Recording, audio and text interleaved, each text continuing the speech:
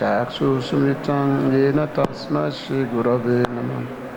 Shri Chaitanya Manobhishtam Stapita yena Bhutale Swaya Rupa Kadamanya Dadati Swam Padantikam Vandeha Sri Guru Shritam Padakamalam Sri Guru Vaishnavascha Sri Rupa Sagrajata Sahagana Raghunatha Tavitam Sajiva Sadhita Savaduta Parijana Saita Sri Krishna Chaitanya Deva Sri Radha Krishna Pada Sahagana Lalita Sri Visakhavitamscha He Krishna Karuna Sindhu Dina Bandhu Jagapati Gopesha Gopika Kanto Radha Kanta Namastute Tapta Kanchana Gorange Radha Vrindavan Visavano Pansudevi Panamame Haripi Vanchakapataribhyascha Kripa Sindhubhyascha Patitana Pavanabhibhyo Vaishnavabhyo Namo Namah Namo Mahavadanyaya Krishna Pema Padayate Krishnaya Krishna Chaitanya Namine Gauratu Sri Namaha Sri Krishna Chaitanya Prabhu Nityananda Sri Advaita Gadadhara Sivasari Gaura Bhakta Vrinda Hare Krishna Krishna Krishna Hare Hare Hare Rama Rama Rama Hare Hare Hare Krishna Krishna Krishna Hare Hare Hare Rama Rama Rama Hare Hare Ananda Lila Maya Vigraja Imava Devi Chavi Sundaraja Tasma Maha Prem Rasa Padaya Chaitanya Namanamastute. So thank you for coming to the Bhagavad Gita class. So today class is today's verse 7, chapter 7, text 20, knowledge of the Absolute. So Lord Krishna is speaking to his disciple and dear devotee Arjuna. So I think you all have it. So we all chant Kama Istatsarita Jnanam Prapadyantanya Devataha Tam Tan Yamastaya Prakityana Yatas Swaya Kama Istatsarita Jnanam Prapadyantanya Devataha Tam Tan Yamastaya Prakityanyata Swaya Kamaistai Charita Jnana Prapadyantanya Devata Tam Tam Yamastaya Prakityanyata Swaya. Somebody can chant.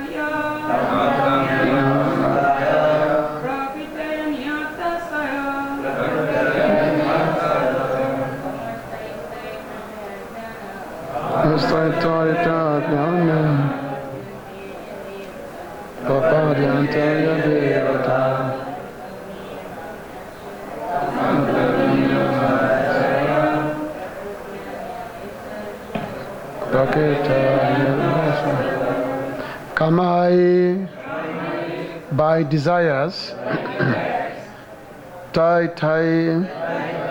various, Krita deprived of, Jnana knowledge, Prapadyante surrender, Anya to other, Devata demigods, Tantam corresponding, Niyaman regulations, ashtaya, following, prakritya, by nature, niyataha, controlled, swaya, by their own. Translation and purport by His Divine Grace, Eshe Bhaktivedanta Swami, Srila Prabhupada, Srila Prabhupada Ki. Those whose intelligence has been stolen by material desires surrender unto demigods and follow the particular rules and regulations of worship according to their own natures. Purport. Those who are freed from all material contaminations surrender unto the Supreme Lord and engage in His devotional service. As long as the material contamination is not completely washed off, they are by nature non-devotees. But even those who have material desires and who resort to the Supreme Lord are not so much attracted by external nature because of approaching the right goal.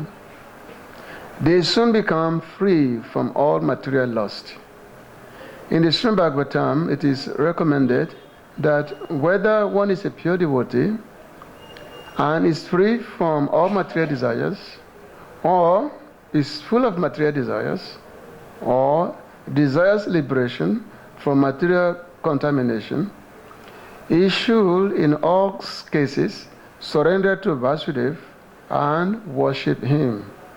As stated in the Bhagavatam 2.3.10, Akama Sabakamova Mokshaya Kamaduradi Tirvena Bhakti Yogena Yajetan Purusham Para. Less intelligent people who have lost their spiritual sense take shelter of demigods for immediate fulfillment of material desires. Generally, such people do not go to the Supreme Personality of Godhead because they are in the lower modes of nature, ignorance and passion, and therefore worship various demigods. Following the rules and regulations of worship, they are satisfied. The worshippers of demigods are motivated by small desires and do not know how to reach the supreme goal. But a devotee of the Supreme Lord is not misguided. Because in Vedic literature, there are recommendations for worshipping different gods for different purposes. Demigods are better than the Supreme Lord. Wait a minute. No. Those who are not devotees of the Lord think that for certain purposes, demigods are better than the Supreme Lord. But a pure devotee knows that the Supreme Lord, Krishna, is the master of all. In the Chaitanya Charitamrita, Adilila 5142, it is said, Ekale Ishwara Krishna Arsava Britya. Only the Supreme Personality of Godhead, Krishna, is master, and all others are servants. Therefore, a pure devotee never goes to demigods for satisfaction of his material needs.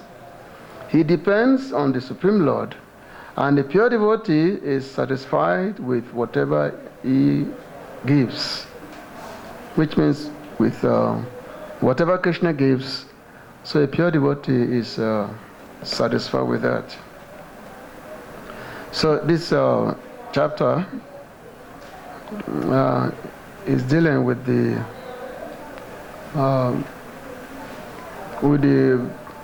qualification by which, in terms of the qualification of those who are regarded as devotees of the Lord. In the previous verse, the Lord has said, Chaturvida Bhajanteman, that there are 4 types of people that worship me. Artha, Artati, Jnana, Jigesu, Jnanicha. So there are 4 people. Those Artha means those who are distressed. Those who are distressed, they approach the Supreme Lord. They come to the temple of the Supreme Lord. Supreme Lord means Supreme Lord Sri Krishna. And those who are in need of money, they also worship. They come to worship the Lord. And those who are very inquisitive, those who are searching for the absolute truth, so they also come to the Lord. And those who are in knowledge, Gyani. So those four type of peoples are described, and those kind of people, they are known to be pious. They are Sukritina, not Duskritina. In this material, there are two types of people. There are Duskritina and Sukritina. So those who are Sukritina means those who are pious, they approach the Supreme Lord because they understand that the Lord is the fulfiller of all desires. That yes, in this material world they have desire to enjoy, or whatever, or somebody who has already exhausted their material desires, they are looking for liberation. So they approach the Lord. So they are pious. Just like here in Vrindavan, we know that it's very common time during the Kartik. We just finished Kartik yesterday. You find so many people, they come on parikramas. Especially the last Ekadasi, there are literally millions of people on the road doing parikrama. So people are doing parikrama. It's not necessarily that they are doing it because they want prema bhakti. That's not necessarily the reason why they come to do parikrama. They are doing it with the belief that yes, maybe they have some particular material necessities, some particular material needs, such as whatever, maybe a good education, so a good husband, good wife, disease in the family, or money. So, and people, they have to believe that, okay, if I go to Vrindavan, I do parikrama. After all, Vrindavan is the land of Krishna, so I do parikrama, then I will get my desires fulfilled. So, those people, they are pious. They're pious personalities. So, and I'm going to get to that very soon, what Lord Krishna says in terms of those kind of people. But first, here, Lord Krishna says here, Kamastata Rita Jnanam. Rita Jnana means those who have lost their senses, those who have lost their intelligence. Just like in the Bhagavad, it says, Akama Savakamova, Moksha Kama Udharade. Tivrena Bhakti Yogena Yajita Purusham Param. That Udharade means those who have knowledge, fixed knowledge. Those who have knowledge of the Supreme Lord. So it says Akama, Savakama. Even though it says Akama means they have no desires, they are desireless. Savakama means they are full of desires. Akama, Savakama,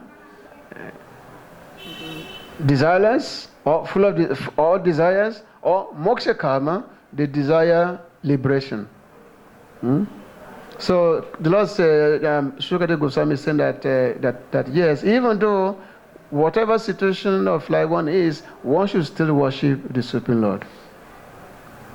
But those who are not fixed intelligence, those who are not udaradhi, so they are considered to be fools. According to the words of their acharyas, they are considered to be foolish. So they are the ones that take to the worship of the demigods. So, because there are many demigods are there that can easily fulfill one's necessities of life. And of course, in worshiping the demigods, there are many regulations that are there. Many regulations are there in the worship of the demigods. You know, like I live in Calcutta, close to Mayapur. So it's very famous for Durga worship. You know, they have Durga Puja. So people, they have faith in worship of Durga. But they don't have faith in worship of Krishna. They don't even know who Krishna is. They worship Durga. They think that Durga is everything. You know. So Such kind of people, they are known, they are known as Ritagyan, which means they have no sense. Anyone who doesn't understand Lord Krishna as the Supreme Personality of Godhead, who is the cause of all causes, then such a person, they are called as foolish. Because after all, the demigods, they are part and parcel of the Supreme Lord Krishna. The demigods themselves, they have no independent existence themselves. They cannot fulfill any desires unless they get the permission from Krishna. Just like here in the country here, you have the Prime Minister, and then the Prime Minister has got his cabinet members. So the cabinet members, even though one may approach them for a particular project or whatever, but still they have to get the permission from the Prime Minister. They can't just do things completely independent on their own. By this, if they do that, then they get punished. So similarly, also the demigods, they know that. The demigods, they not be actually demigods. They are actually they are kind of devotee of the Lord. They are actually devotee, but they are materialistic devotee. They are not pure devotee. To become a demigod is mentioned in the Vedic scriptures that one was, I think in chapter 13 or 14 of the Bhagavad Gita, you find that one must have performed so many pious activities for several lifetimes before one can become a demigod. Which means one was a sannyasi, performed so many austerities and all that. And then, so a pious living entity become a demigod. It become a demigod in their next life. So basically, which means if you're not a pure devotee of Krishna, then you become a demigod. So anybody can become demigods. You know, it's a post that is awarded, even up to the post of Lord Brahman. Except you cannot become Lord Shiva. You can become Brahmaji, Indra you can become, but you cannot become Shiva. Because Shiva is not really a position of a demigod. Shiva is higher than demigod. It's called Mahadev. Maheshwara is also called Maheshwara. He's the controller for the controllers. But of course Shiva is not God, it's not it's not Krishna, it's not frugal, but at the same time it's God. So it's like very tricky tattva. It's very tricky understanding that what Shiva is, who is Shivaji. So the example has been given of yogurt and the milk. So the milk is a transformation of yogurt, yogurt is a transformation of milk, not the other way. And so from milk one gets yogurt. In one sense, even though yogurt has the characteristics of milk, but yogurt is not milk, it's still different. So Shiva and Krishna is like that. So, but at the same time also Lord Shivaji is also the greatest devotee. He has his own planet, and his planet is above is actually above is above the universal covering, the planet of Lord Shiva. But at the same time, people they worship him as they worship him just as they worship any demigods. Many people that worship Lord Shiva, so they think that he's the supreme because he's Maheshwara. So they worship him, but they worship him without a proper understanding of who he really is. Because Lord Shiva, even though he's called Ashutosh, is easily get pleased when one worship him, but at the same time also easily get angry if one displeases him. That is the nature of Lord Shiva. You can easily get angry, and at the same time you can easily be pleased. So which means, the moment one say Om Namah Shivaya, so immediately Lord Shiva will come to you and say, okay, what do you want? And then we immediately give you, immediately fulfill your desires. But at the same time, he has got two roles to play. Because Lord Shiva, in his capacity, is actually favorably disposed towards the devotees only. So when the non-devotees approach him, so he grants them their material desires because he doesn't want to be bothered by them. So he rather to be engaged in kirtan along with the devotees. So that's why Lord Shivaji, that's where you find his happiness. Because he himself is the greatest Vaishnava. So those who worship Lord Shivaji, or those who worship any form, any demigod at all, so Lord Krishna is saying they are Rita Jnana, which means they have lost their intelligence, they have lost their senses. Now, it's not that worship of demigods is condemned. It's not that to worship demigods is condemned if there is a proper understanding. In the Bhagavatam, Sukadeva Goswami was describing at the beginning when he was instructing Parikshit Maharaj. He was describing that how one should worship different demigods according to a particular needs. That if you want looking for a wife, one should worship a goddess Uma. If you want freedom from disease, one should worship Ashwin Kumara. So he was giving different recommendations for different worship of the demigods. It doesn't mean that he's saying that you should worship demigods, but it means those who have not come to the level of Uttama Bhakti, they can do this kind of worship. Because, as Srila Prabhupada pointed out here, in this purport, and also in the purport by Srila Vishnu Chakravarti, huh? Yeah, that is there. Chapter 2 to 10 verses. Yeah, that is there. Okay, that's good. So that different worship of demigods are recommended. However, then it comes to this point. Akama Suva Kamova, Moksha Kama Udarari, Tivrena, Bhakti Yogena, Yajeta, Purushan Paran. This is his final recommendation. After all, this is what Parikshit Maharaj, this is what he had asked him. So that who should everyone worship? So which means instead of wasting one's time to worship all kinds of demigods, just worship Lord Krishna. If you worship him, then all desires will be fulfilled. That is in Bhagavad Bhagavatam 5th canto. 5th canto, chapter 19. Chapter 19, text, text 27. I remember this verse very well because I remember learning this verse a long time ago.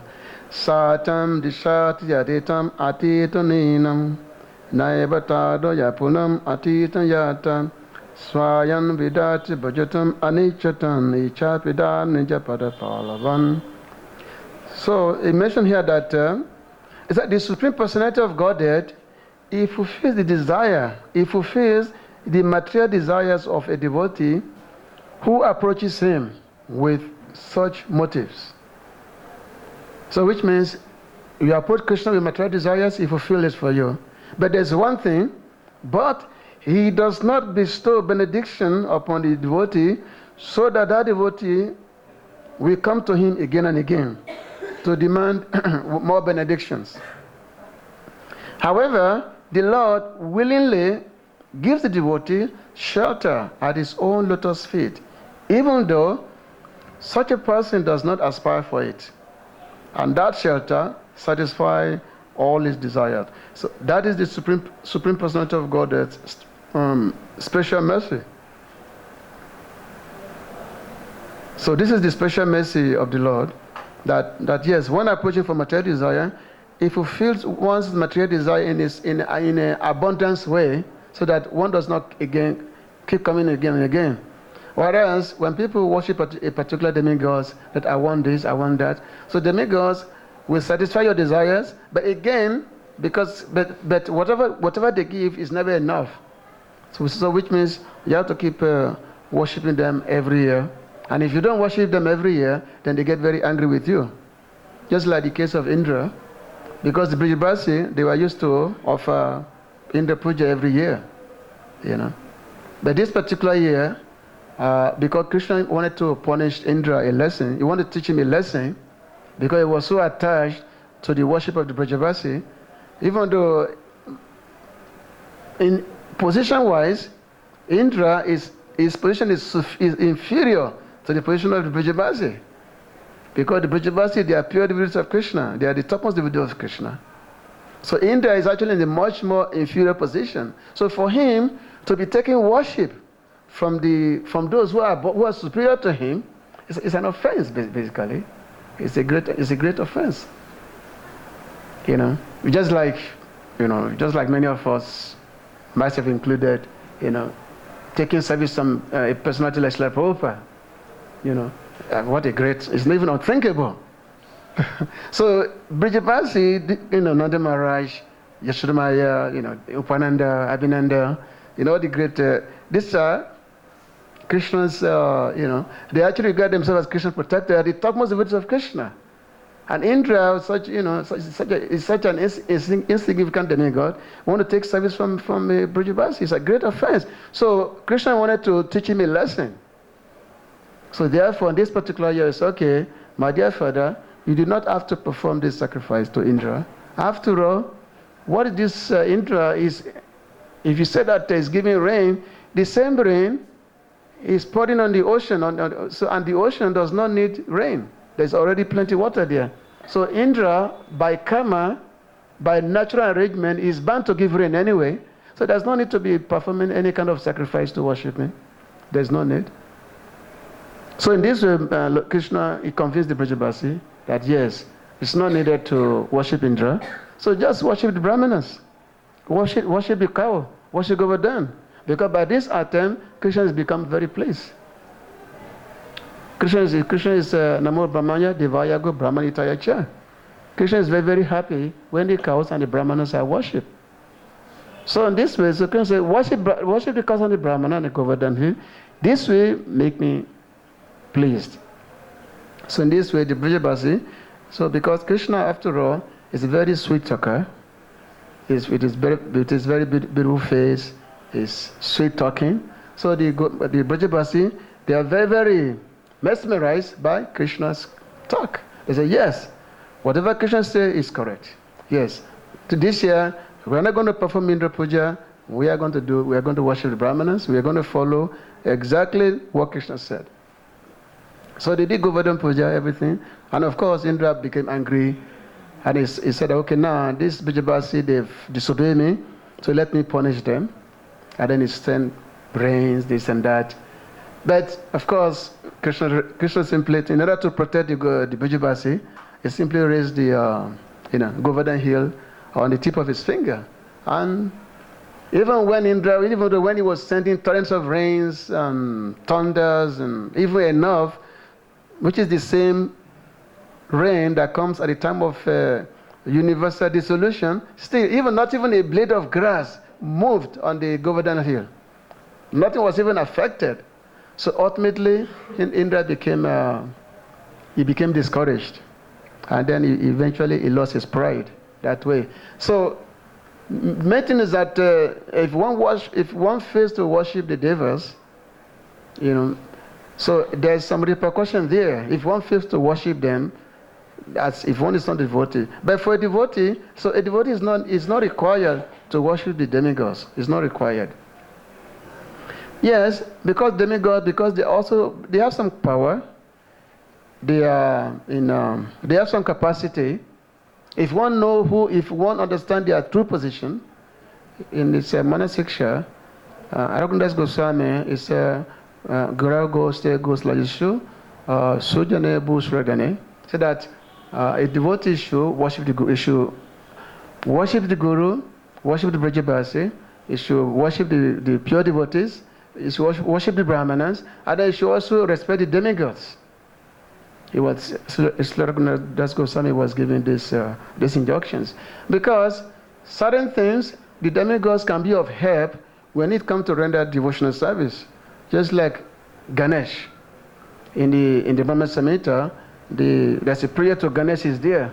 Because Ganesh, he can remove the obstacle. He can remove the obstacle on the part of devotional service. So we can offer worship to Ganesh. We can offer flowers and all that to Ganeshji to remove the obstacle on the part of devotional service. And also, just like this month, today is the beginning of Katyayani Vrata, right? Today is the beginning, Katyayani. So today, this is the day that the gopis, this is when they started worshipping goddess Katyayani. So, huh? Huh? Yeah. So Katyayani, she's the expansion of goddess Durga. So they are worshiping Katyayani too because they want Krishna as their husband. So devotees, they worship Katyayani because they want to attain Krishna. So so these demigods, because when one have this mentality that yes, I want to render service to Krishna, so these demigods, because they have the power, so they can actually help me in my attempt to develop service to Krishna. So therefore, devotees, we are not opposed to demigods worship, as long as we know what is their position is. You know, we know what is their position. Like Lord Shiva, we worship Lord Shiva. We worship Lord Shiva because Lord Shiva he can actually help us to get rid of material desires. Lord Shiva can help us to attain bhakti. According to the descriptions by Srila Sanatana Goswami in the Briya Bhagavatamrita, so there was one devotee, it was one Brahmana, so he was worshipping Kamadevi, Kamakyadesh in so he was worshipping Kameshwari, he was worshipping her. And even though, so by worshipping her, normally people approach Kameshwari because of lusty desires. You know, they have so many desires, so they worship Kameshwari. If you go to Assam, there's a Kameshwari temple is there, very nice, up in the hills. Anybody who has been to Assam, long lines of people are there, dude. So the temple is like, you know, I've been there. So people go there to worship Kameshwari because they have all kinds of desires. But this devotee, he was worshiping Kameshwari, but instead of the desire being fulfilled, she removed the desires she removed her materialistic desires and actually give him the desires to search for Krishna. So these devotees became free from material desires, and actually he developed desires to see Krishna. Ultimately, he came to Vrindavan, and then so he became a pure devotee. He became a dear devotee. So that is there. So the worship of demigods, we understand that these demigods can enable us to attain, can remove the obstacles on our path to attain loving service to Krishna. So it's not against it's actually recommended. It's not against the regulative principles of devotional service, you know. Okay, worship means like in terms of worshiping flowers and you know, just like here in Vrindavan, there's so many Shivaji temples there. You have there's Gopisha Mahadev is there, so many Shivaji is there, Mahadev is there. So why do you worship them? Why do you worship him? Because he helps us to be more closer to Krishna. So that's the reason why. So the verse which I just quoted, whereby location says that if one worship me, if one approach me with materialistic desire, I give them much more than they actually need, so that they do not come to me again and again. Now, does that mean that, okay, I want to be rich, so therefore let me approach Krishna? Actually, Krishna's name is called Hari. Hari means who takes away. He actually takes away your material desires. That's what he does. That's why sometimes people are very reluctant to worship Krishna. You know, Krishna is called Hari. He takes away what you have, he takes away from you. So there was one time, Parikshit Maharaj, Yudhishthira Maharaj, he asked Krishna, he said, my dear Krishna, I would like you to give me some benediction. So Krishna said, okay, whatever you want. What do you want? You are my dear devotee. What are you asking for? Parikshit said, Yudhishthira Maharaj said, okay, I would like to be the husband of the most beautiful woman in this world. So Krishna said, okay, I can make you to be the husband of the most beautiful woman. Then he again asked, he said, I would like to be the king of an empire, the king of an unrivaled empire in this world. So Krishna said, okay, Tatastu. Then Krishna asked him that, my dear Yudhishthira, you are my devotee, my dear devotees. My devotees have no material desires. So why are you asking me for all these things? Why are you asking me that you want to be the husband of the most beautiful woman? That you want to be the emperor of a big empire? Why are you asking me this? So Yudhishthira Maharaj, you reply. He said, yes, my dear Lord, you are correct. Personally, I'm not in need of anything. I don't need this. I don't need anything. However, people, they are very afraid to worship you. People, they are very reluctant to worship you.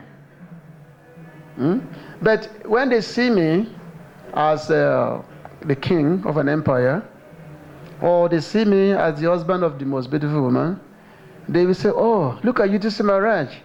He's such a great, powerful king. And look at his wife, the most beautiful woman on the planet, a Draupadi. And he has so much opulence, such obedient brother that he has, this Yudhishthira Maharaj. However, this Yudhishthira Maharaj is a devotee of Krishna. So if he can be a devotee of Krishna, so I can also be a devotee of Krishna. So therefore, Yudhishthira Maharaj, he was making this request so that because he wants people not to be afraid in approaching Sri Krishna. Just like in this morning, every morning here in the temple, we sing the prayer. Ravana Tankara Makana Taskara Gopi Jana Vasrahari Bajara Kala Gopa Vrindapala Chitahari Bansidhar. So Chitari means he steals the earth. Yeah, Krishna stole the Gopi's dresses and all that stuff. No, he did not steal the Gopi's dress. He stole Gopi's heart. So therefore, let Krishna steal our heart, not Maya to steal our heart. Because Maya, right now, Maya is taking possession of our heart. So therefore, we have all kinds of material desires. Even though we are trying to be a Krishna devotee, but still, because of that, we are unable to properly be a devotee. But if you allow Krishna to take possession of our heart, then everything will be completely different. The practice of bhakti will be totally different if you allow Krishna to take possession of our heart like the gopis. Now, how the gopis, were they able to do that? Because they completely surrender everything unto Krishna. They surrender everything unto Krishna. Their body, their mind, and everything. They even give up the sense of personal identity. Krishna is the soul of their soul. So when there's a renunciation of one's personal identity, what else is left? So therefore, that's why when Lord Krishna says that Yiyatama Papadyantes, Transtatara Bhajamyaham, that as one approaches me, I give them particular reward. But to the gopis, he said, I cannot repay them. I cannot repay. Even though they say, okay, as one approaches me, they get a particular corresponding reward. But these gopis, they've given up everything for me. So I cannot give them anything. I cannot reward them. I become bankrupt. I cannot give them because, So, of course, the love of the gopi is totally beyond our comprehension. It's not an ordinary love. So this verse is a very wonderful verse, which Lord Krishna said. The main thing about this verse is that people should not be so foolish to desire to have any other desire. He said, Anya. Anya means other. Other. So the people who have no desire to surrender to Krishna, and because of their crooked mentality, so they surrender to the demigods. But what can they give you? The point is that when you worship demigods, you may satisfy one, then you may displease another one. because there are 33 million demigods. You know, if one is satisfied by you, another one may get angry with you. And then they give you obstacle. You see?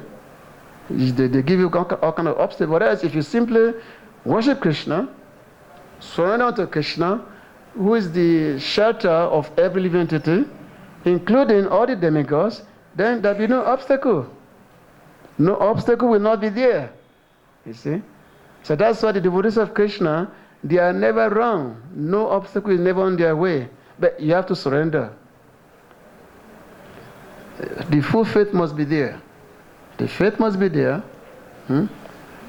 Laurent, he said that the moment one surrenders unto me, from that particular moment, I take charge of that person. The moment one surrenders unto me. So which means, surrender means we have to surrender. Surrender our mind, our body, and our intelligence, everything, surrender to Krishna. And then, once we become a surrendered devotees, let Krishna take care of it. Let Krishna take care of the rest. And this is what my Prabhu has taught us, and all the Guru Parampara. This is what they are teaching us: how we can surrender totally unto Krishna, without any reservation. Which means surrender means must be full. Surrender must not be conditional. That I want to surrender because of this. It must not be conditional. There must not be partial.